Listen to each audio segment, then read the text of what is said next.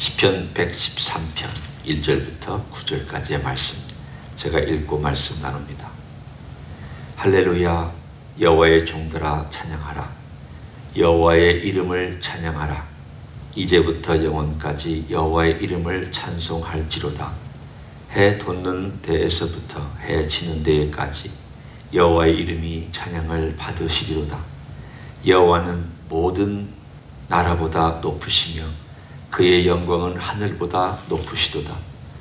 여호와 우리 하나님과 같은 이가 누구리요? 높은 곳에 앉으셨으나 스스로 낮추사 천지를 살피시고 가난한 자를 먼지 더미에서 일으키시며 궁핍한 자를 거름 더미에서 들어세워 지도자들 곧 그의 백성의 지도자들과 함께 세우시며 또 임신하지 못하던 여자를 집에 살게 하사 자녀들을 즐겁게 하는 어머니가 되게 하시는도다. 할렐루야. 오늘 시편 113편도 할렐루야 찬송시, 그리고 특별히 짧지만 참 아름다운 내용을 담고 있는 그런 시편입니다. 오늘 여기에 보면 할렐루야라고 시작하면서 여호와의 이름을 찬양하라. 그 찬양하는 범위를 정해줍니다. 먼저는 이제부터 영원까지 시간적인 묘사입니다. 3절에 보면 해 돋는 데에서부터 해 지는 데까지 공간적인 묘사입니다. 여기서는 해가 뜨죠. 해가 뜨는 데서부터 해 지는 데라는 이 표현은 이스라엘 사람들에게는 끝과 끝입니다. 공간적으로 말하면 이 끝에서부터 저 끝까지, 시간적으로도 영원 전부터나 지금부터 영원까지, 이 모든 표현은 시간과 공간과 우리가 표현할 수 있는 이 살고 있는 3차원적인 개념 속에서의 모든 것들을 망라하고 있는 내용들입니다. 4절에 보면 그런데 여기 와서 여호와는 모든 나라보다 높으시며 그의 영광은 하늘보다 높으시도다. 하나님이 높다고 표현합니다. 사실 하나님이 어떻게 높으실까는 측량이 안 됩니다.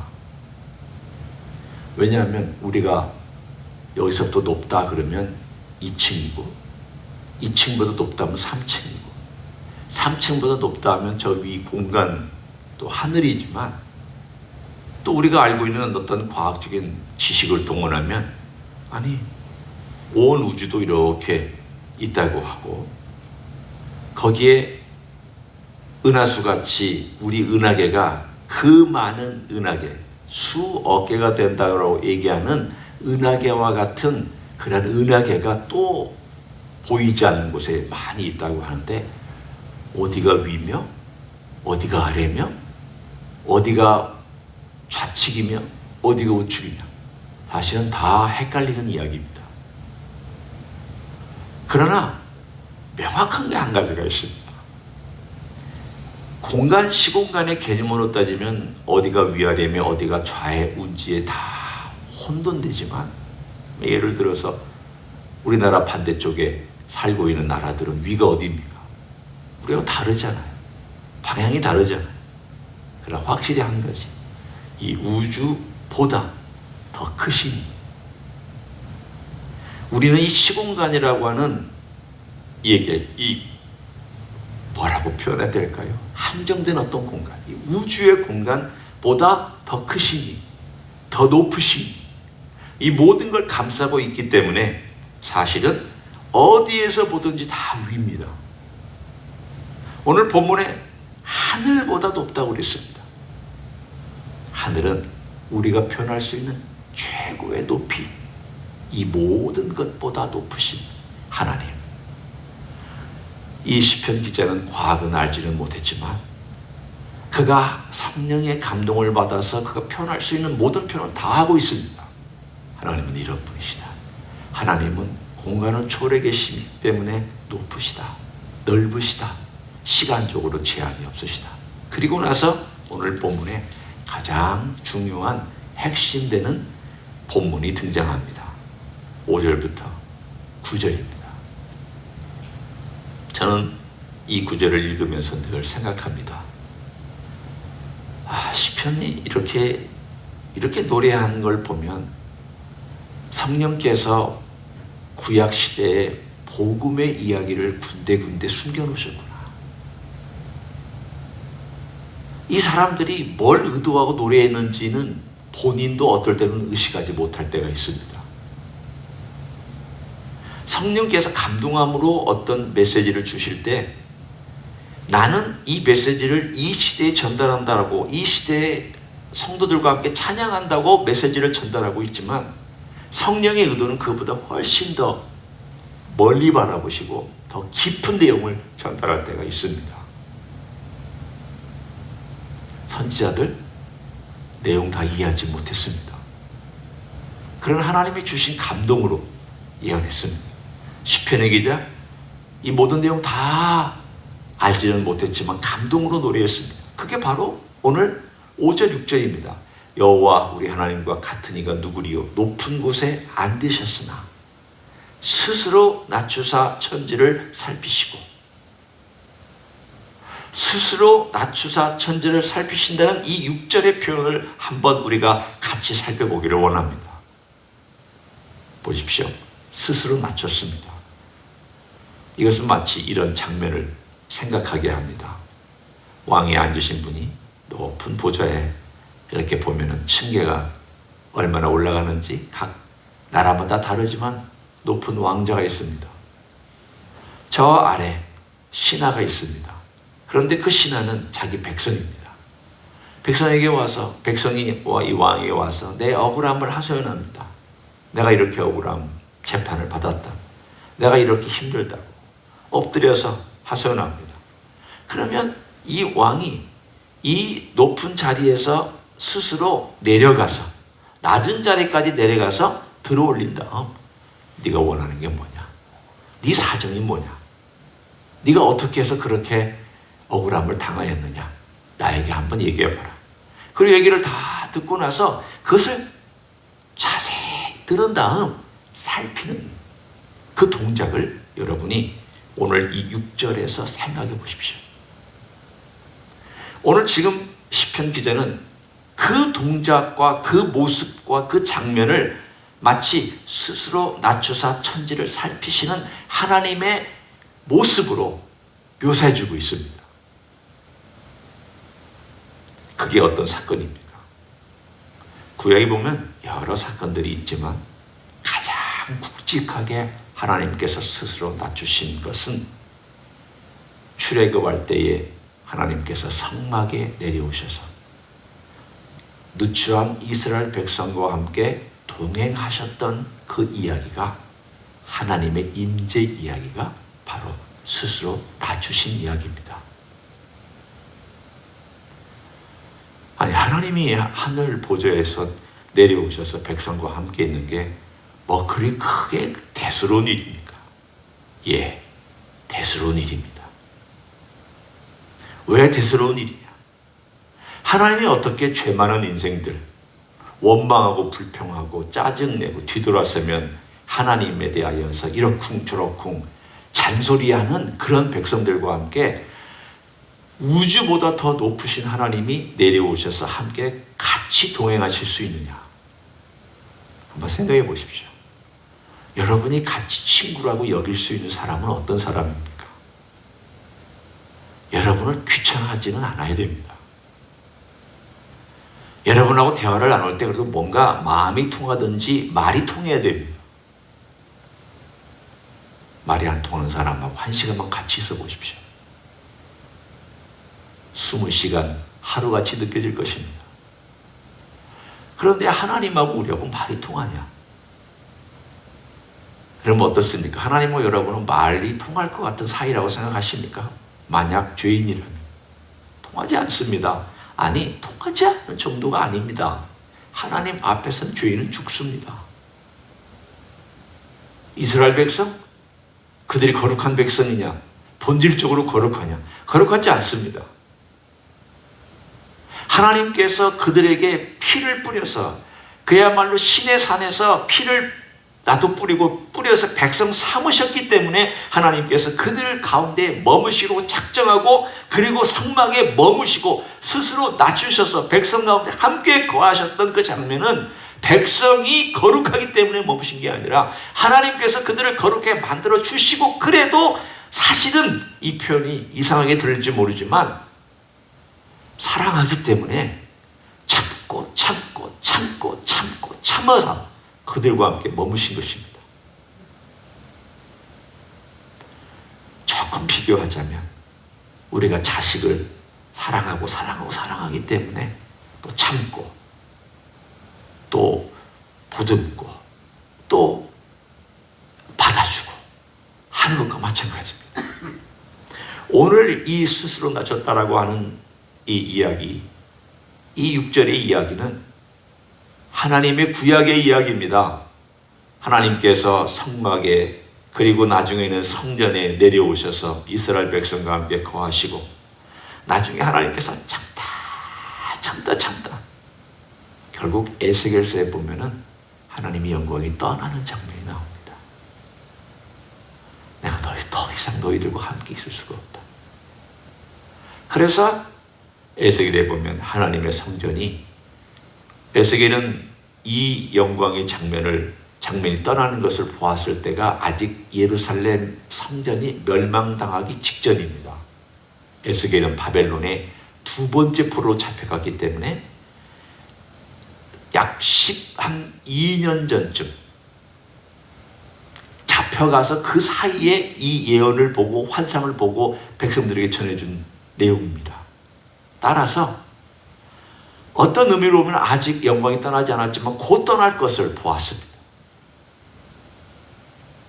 그리고는 하나님의 영광이 스룹바벨 성전에는 돌아오지 않았습니다.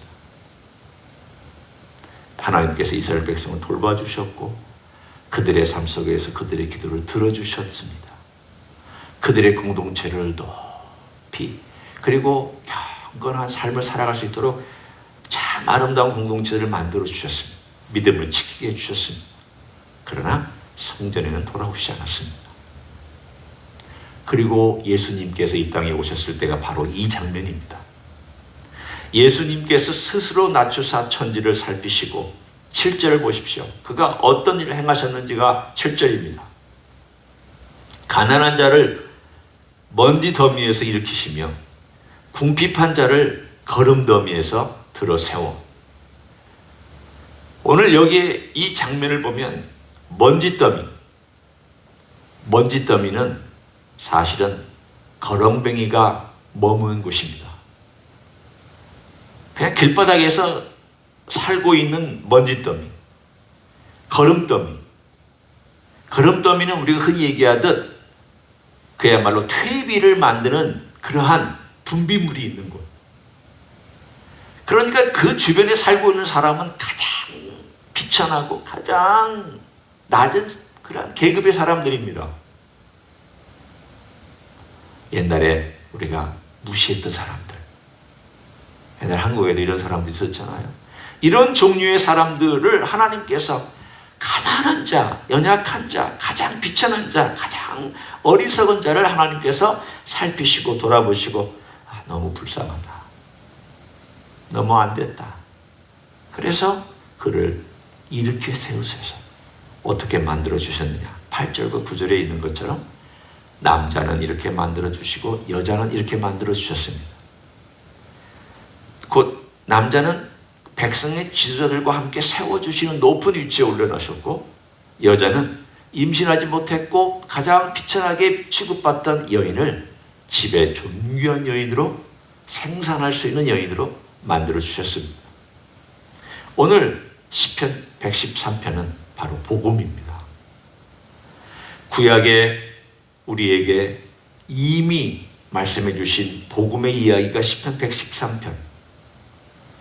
하나님께서 자기 자신을 낮춰서 이 땅에 내려오신 이야기를, 구약의 성막에 내려오신 하나님, 성전에 내려오신 하나님을 빗대어서 얘기하고, 우리는 그것을 이 이야기는 복음이구나, 이 이야기는 하나님께서 자기 백성을 살피시기 위해서 내려오신 이야기구나, 그래서 나같이 비천한 인생을 살피시고 그리고 보살피시기 위해서 이 땅에 내려오셨구나 라고 하는 복음의 스토리를 시로, 노래로 이렇게 표현하고 있습니다.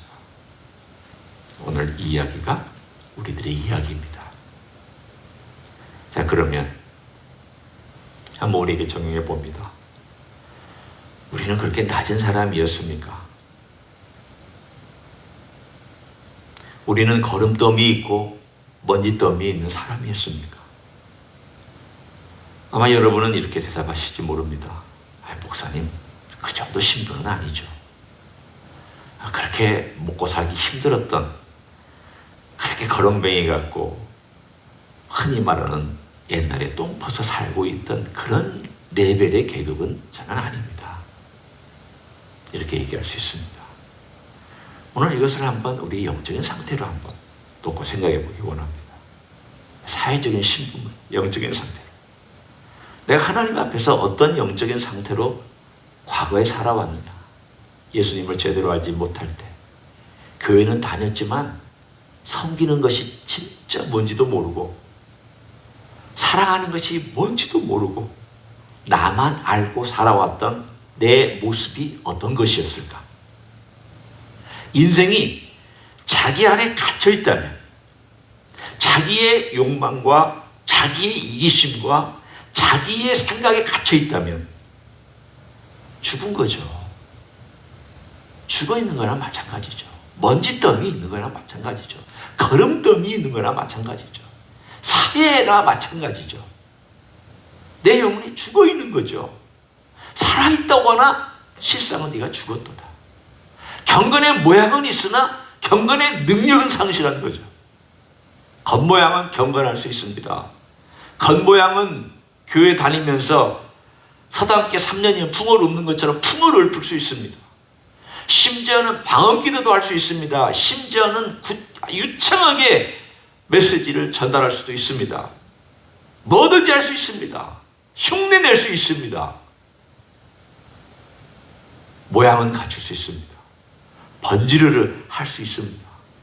그렇지만 영혼이 비어 있으면, 그 영혼이 예수님을 제대로 알지 못하고 만나지 못하고 있으면 거름더미나 먼지더미에 있는 것과 뭐가 다릅니까? 그런 영혼에게 주님께서 내가 네 영혼을 살핀다. 내가 너를 살핀다.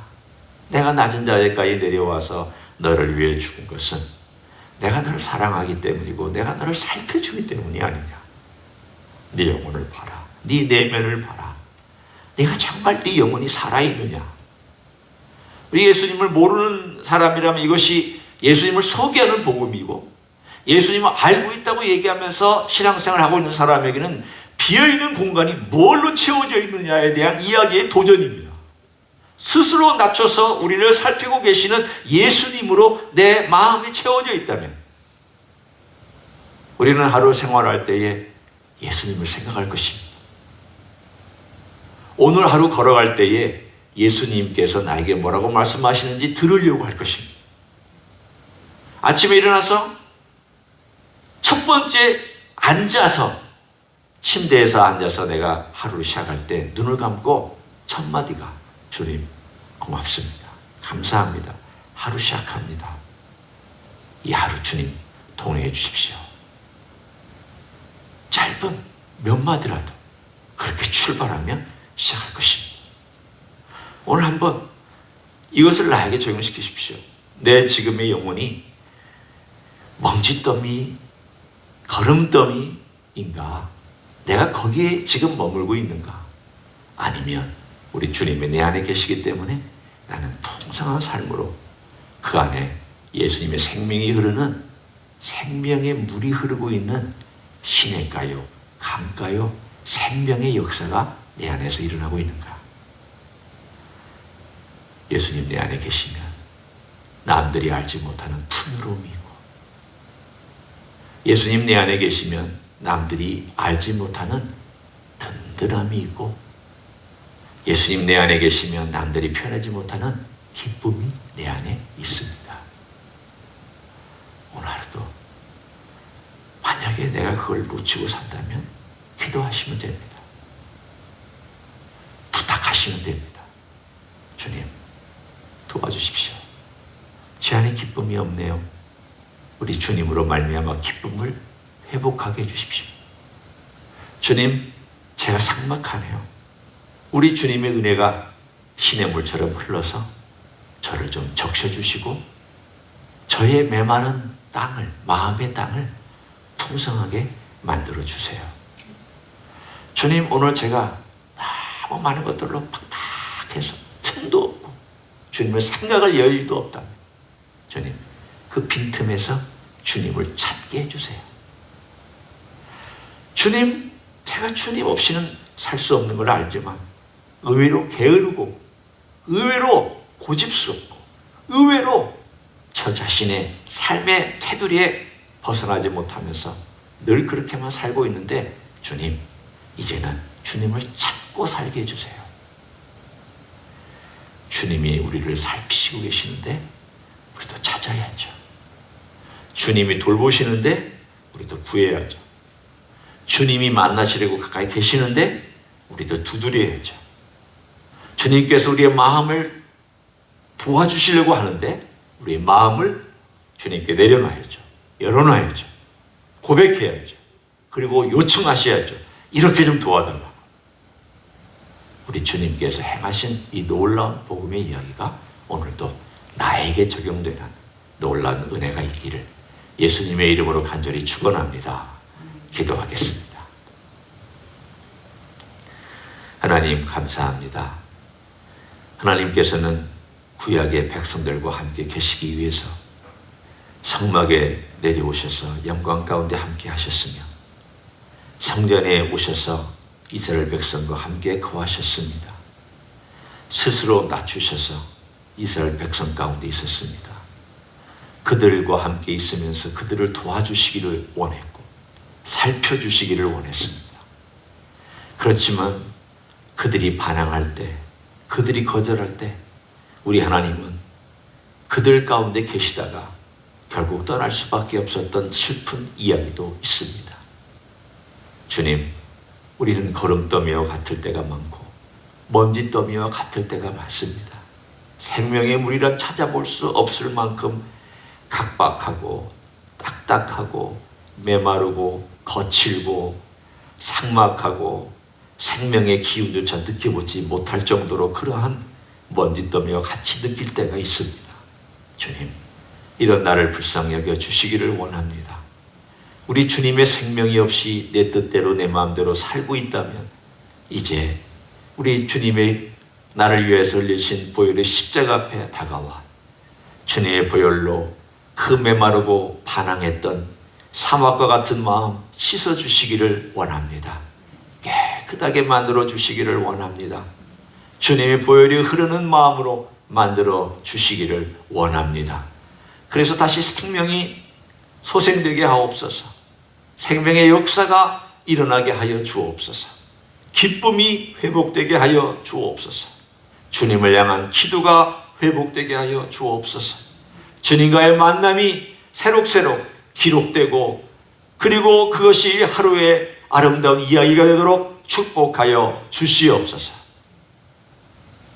이제는 우리 구주 예수 그리스도의 은혜와 하나님 아버지의 극진하신 사랑과 성령 하나님 교통하심의 역사가 오늘도 스스로 낮추사 이 땅에 내려오셔서 십자가에 죽으시기까지 우리를 살펴주시고 사랑해주시고 우리를 세워주시기까지 하신 우리 주님의 그 크신 놀라운 일들과 지금도 행하시는 일들을 내가 깨닫고 우리 주님께 또 가서 부탁하고 또 말씀드리고 또 소생시켜달라고 주님께 기도하며 오늘도 주님과 함께 가까이 살기를 소원하는 이 자리에 참여한 모든 종들 위해와 주임지 히스교회 위해와 이민교회들과 한국교회들과 선교사님들을 위해 이제로부터 영원히 함께 하실지어다.